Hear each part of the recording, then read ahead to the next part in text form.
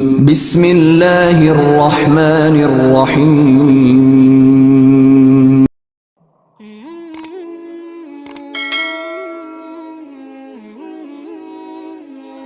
السلام علیکم، کیسے ہیں آپ سب؟ امید ہے کہ آپ سب خیر و عافیت سے ہوں گے اور آپ کی دعاؤں سے الحمدللہ میں بالکل ٹھیک ہوں۔ ویڈیو کا آغاز کرنے سے پہلے ایک دفعہ درود پاک پڑھ لیں۔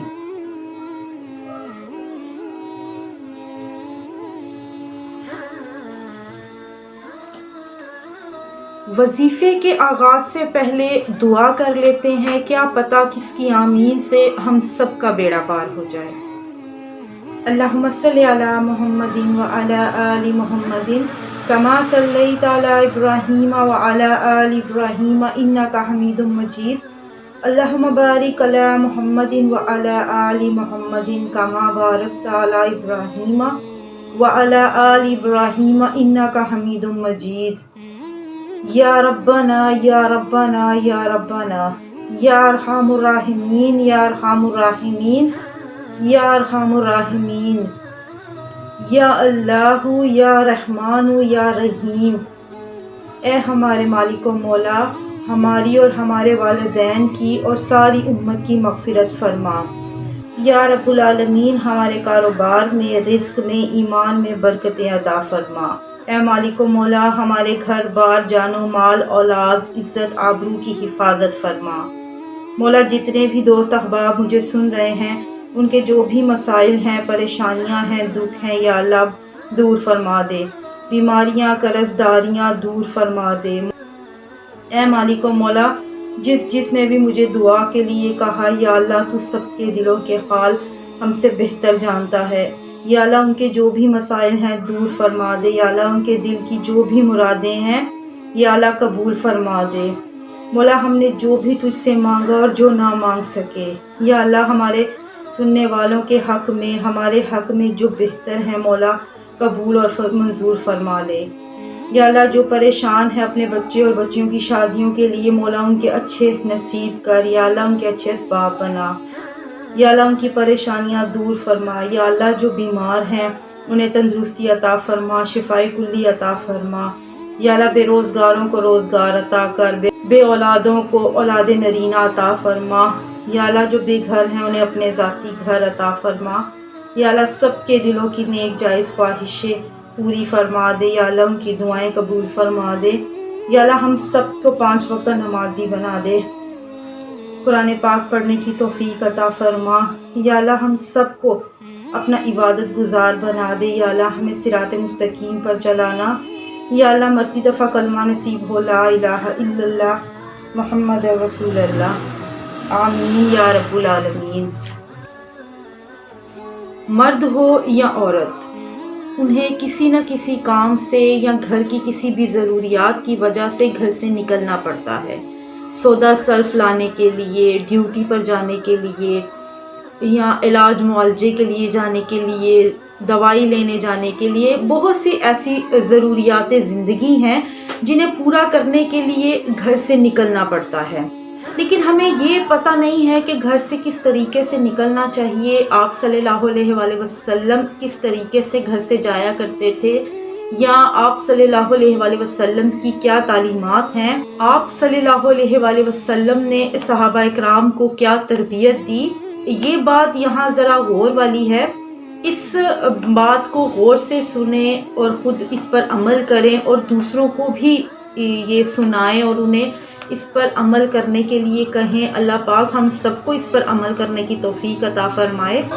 سب سے پہلے میں آپ سے اس کے فائدے شیئر کرتی ہوں کہ اس کے کیا فائدے ہیں آپ صلی اللہ علیہ وآلہ وسلم کی تعلیمات پر عمل کرنے کے۔ جو دعا آپ صلی اللہ علیہ وآلہ وسلم نے بتائی کہ جب آپ گھر سے نکلیں اور یہ دعا پڑھیں، آپ پورے یقین کے ساتھ اسے پڑھیں، اور یقیناً اس کے فائدے سننے کے بعد آپ اس عمل کو یقینی بنائیں گے اور اسے اپنی زندگی کا معمول بنا لیں گے۔ سب سے پہلا اور بڑا فائدہ یہ ہے کہ جب آپ اپنے گھر سے نکلیں گے اور یہ دعا پڑھ کر نکلیں گے، تو اللہ رب العزت ایک فرشتہ مقرر کر دیں گے کہ جاؤ اور اس بندے کے گھر کی حفاظت کرو۔ یعنی جب آپ جائیں گے اور پیچھے سے آپ کے گھر کی حفاظت ہوگی، وہ بھی اللہ رب العزت کے حکم سے فرشتے آپ کے گھر کی حفاظت کریں گے۔ دوسرا بڑا فائدہ یہ ہے کہ جب آپ یہ دعا پڑھ کر گھر سے نکلیں گے، جس بھی کام کے لیے، جس بھی مقصد کے لیے آپ گھر سے نکلیں گے، تو وہ فرشتہ آپ کے لیے دعا کرتا رہے گا کہ یا اللہ یہ بندہ جس بھی کام کے لیے گیا ہے، جس بھی مقصد کے لیے گیا ہے، اسے اس میں کامیابی عطا فرما۔ تو جب ہمیں اتنے بڑے فائدے مل سکتے ہیں اس دعا کو پڑھنے کے، تو ہم کیوں نہ پڑھیں؟ ہمیں چاہیے کہ اپنی زندگی کا معمول بنا لیں، تاکہ جب ہم گھر سے نکلیں، اگر ہمارے ذہن سے نکل بھی جائے تو جو ہماری ایک عادت بنی ہوگی، عادت کے مطابق ہمیں وہ ذہن میں آ جائے گا۔ بہت سے کام ایسے ہوتے ہیں جو ہم روٹین سے کرتے ہوتے ہیں، جب کبھی ہم لوگ بھول بھی جائیں تو اچانک سے وہ ذہن میں آ جاتے ہیں کہ آج ہم نے فلاں کام نہیں کیا۔ تو یہ بھی بالکل اسی طرح سے ہے، جب آپ اسے اپنی زندگی کا معمول بنا لیں گے تو انشاءاللہ آپ کو یہ بھولے گا نہیں، آپ کی ایک عادت بن جائے گی۔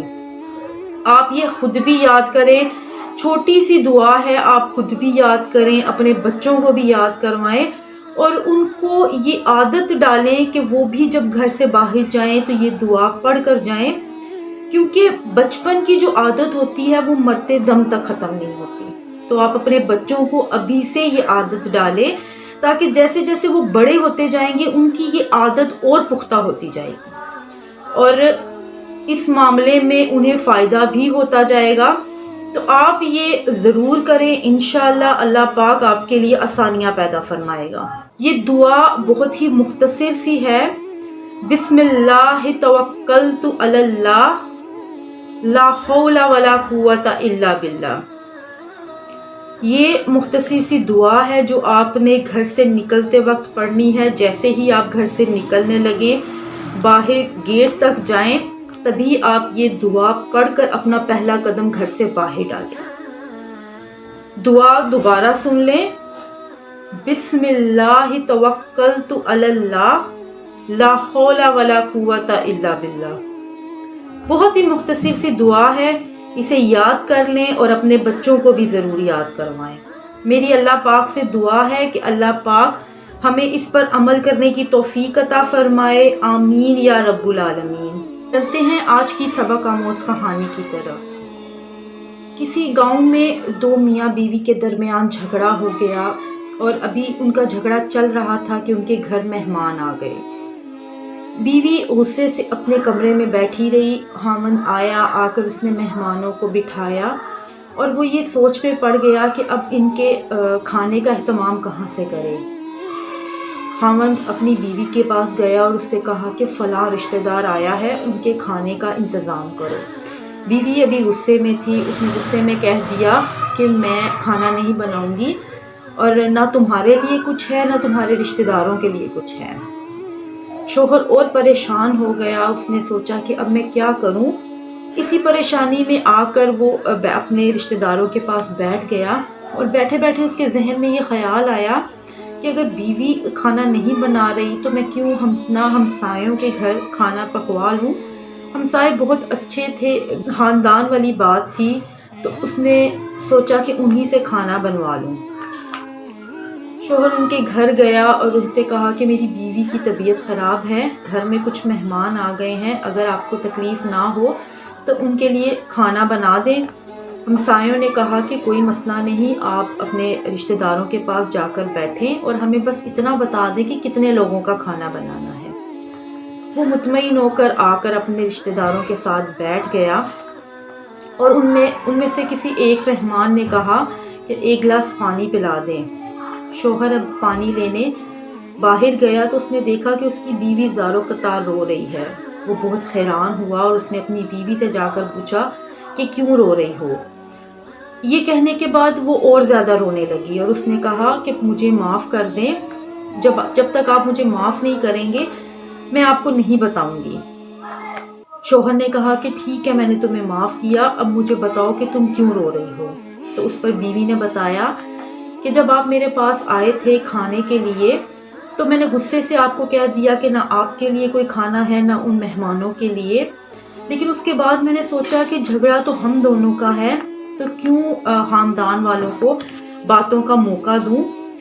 تو میں نے یہ سوچ کر کچن میں گئی کہ کچھ کھانے کا انتظام کروں۔ جیسے ہی میں کچن میں گئی تو میں نے دیکھا کہ جس بوری میں ہم آٹا ڈالتے ہیں اس بوری میں سے ایک سفید پوش بزرگ آٹا نکال رہے ہیں۔ انہیں دیکھ کر میں سہم گئی اور تو انہوں نے کہا کہ گھبراؤ نہیں، تمہارے گھر جو مہمانوں کے لیے ایک آٹا آیا تھا وہ نکالنے آیا ہوں، چونکہ اب وہ کھانا ہمسایوں کے گھر بنے گا اس لیے وہاں لے کر جا رہا ہوں۔ اس سے ایک بات تو ظاہر ہوتی ہے کہ جب کوئی مہمان آتا ہے تو اللہ رب العزت اس کا رزق پہلے ہی آپ کے گھر پہنچا دیتا ہے، اور جب آپ اس مہمان کو کچھ کھلاتے نہیں ہیں اور اسے ایسے ہی واپس بھیجتے ہیں تو اللہ رب العزت وہ رزق بھی آپ سے لے لیتا ہے۔ اس لیے جب آپ کے گھر کوئی مہمان آئے دل کھول کر اس کی مہمان نوازی کریں، کیونکہ رزق بھیجنے والی وہ ذات ہے اور بے شک وہ مہمان کے لیے رزق پہلے ہی آپ کے گھر پہنچا دے گا۔ اس لیے ان باتوں کا خاص خیال رکھا کریں۔ امید ہے کہ آپ کو اس سے ایک اچھا سبق ملے گا۔ اس کے ساتھ ہی اجازت دیجیے، انشاءاللہ ملتے ہیں ایک نئے ویڈیو کے ساتھ۔ تب تک میرے چینل کو سبسکرائب کر دیں، بیل آئیکن کو پریس کر دیں تاکہ میری آنے والی تمام ویڈیو کی نوٹیفیکیشن آپ تک جلد سے جلد پہنچ جائے۔ اپنا بہت خیال رکھیے گا، دعاؤں میں یاد رکھیے گا۔ اللہ حافظ، فی امان اللہ۔